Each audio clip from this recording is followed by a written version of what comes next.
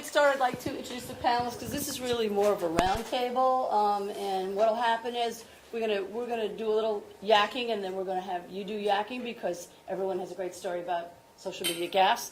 But I'm gonna have Dan Schwartz and Jillian Kenny introduce themselves, and then we'll jump in. Hi, I'm Dan Schwartz. I'm a partner at Pullman & Comley in Hartford, Connecticut, where I do litigation. I've been a blog writer for the last 4 years for the Connecticut Employment Law blog. So anything I talk about today you can find on there. And you can also find me at Daniel Schwartz on Twitter. So you can find me there.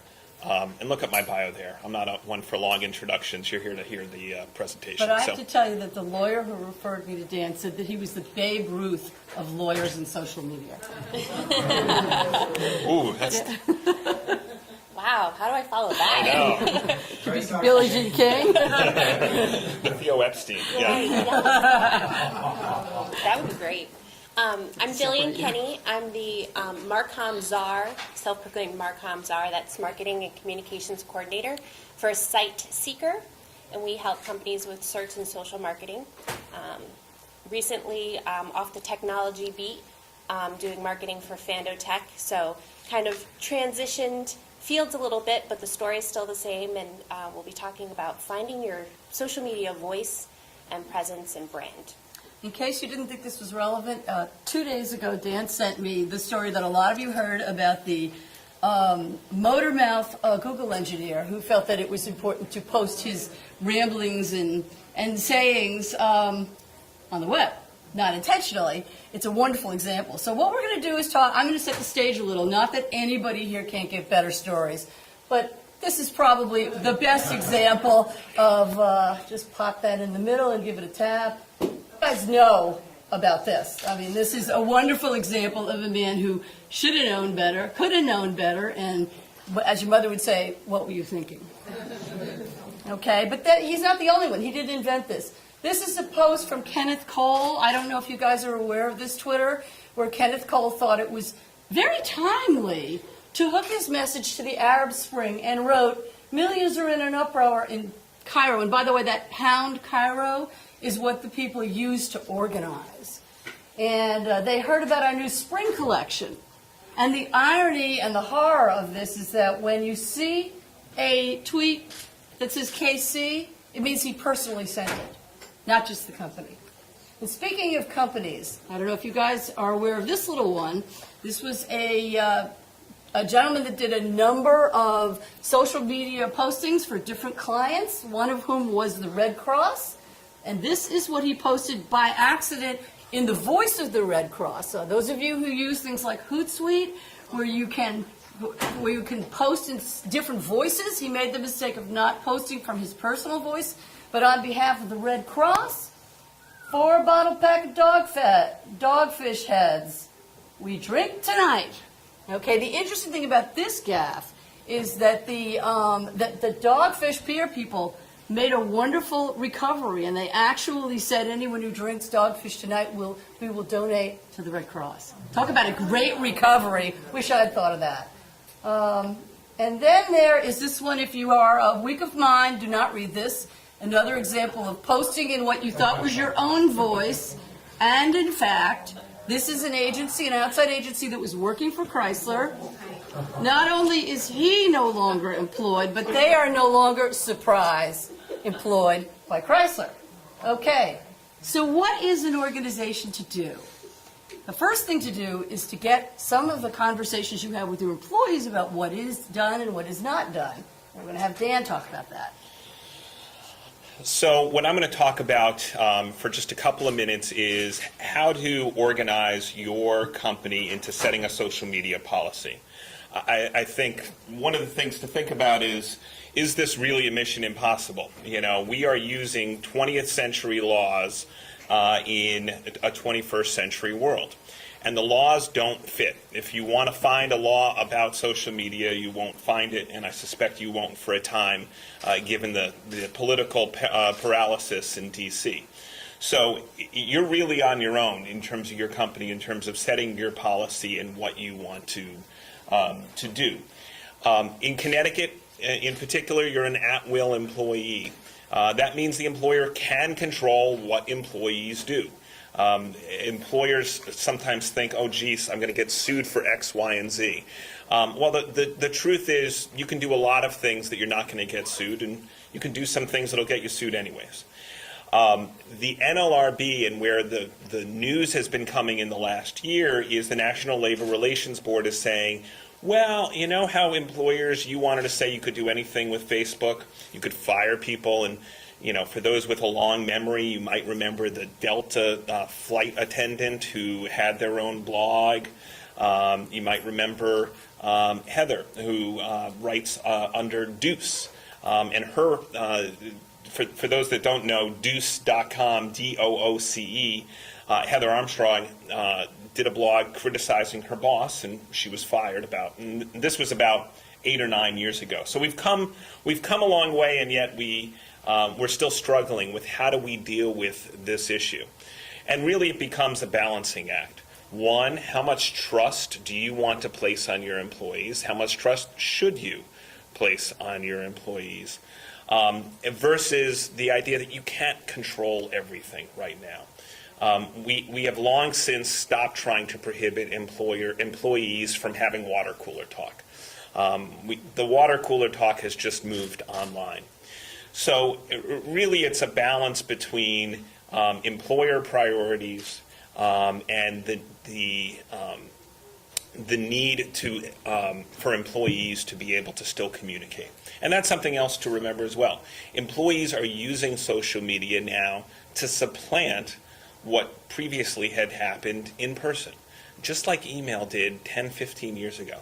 How many people remember the emails when we first got it, and maybe we still get it from your mother, when they would post all the latest rumor that would happen, or for me, I'd get the jokes from my father with the dirty joke that was just completely inappropriate for the workplace. Well, we're going through those types of growing pains with social media right now, and that's what I sort of view it. And we don't fire everyone just because they've sent an email. And I think where we're going to on social media is maybe we don't fire everyone. We've got to be a little bit careful about when we're going to do that and when we're not. So how do you set your social media? What are some of your priorities? What are the things to talk about on a social media policy? IBM has had one for about 5 or 6 years. I've been doing presentations like this for about 3 or 4, and they've modified it, but frankly, it's still pretty good. And if you're looking to set one, you can find it online. There are other sample social media policies. I have them posted on my blog, so I'm not going to. You can look for it there a little bit later today. But some of the things that they talk about is, you're not throwing out all of your rules in your workplace. You can still mandate that employees follow business conduct guidelines. Whatever is appropriate in the workplace is appropriate online. So make sure that you emphasize, hey, look, if you want to use social media, you have to follow the business guidelines. You're responsible for what you write, and no one else. Use your real voice. Don't blog anonymously. It's very encouraged within IBM that if you do that, use your own voice, but also disclaim that you're posting or blogging for yourself. Come on in. Respect copyright fair use. That's pretty self-explanatory. And something else, which is don't reference clients or don't give out confidential information, reminding employees about that as well. I'll talk about this a little bit more on the next slide, but figure out whether you want this to be a policy or guidelines. Policies tell employees typically what they can't do. I think with social media, because it's still developing, you also want to provide some guidelines on how employees may be able to use it.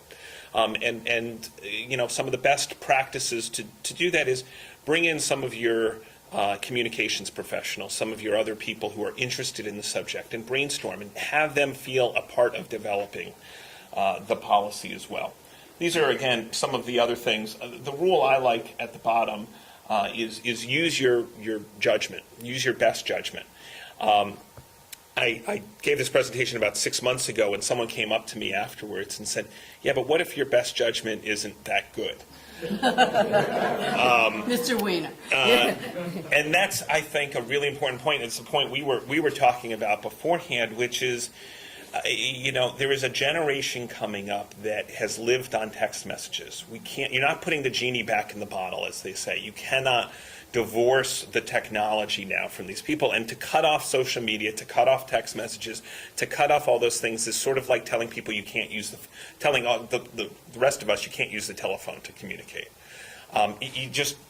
That's where we have moved to. I think part of the strategy is teaching people, giving people guidance on what's appropriate usage and what's not.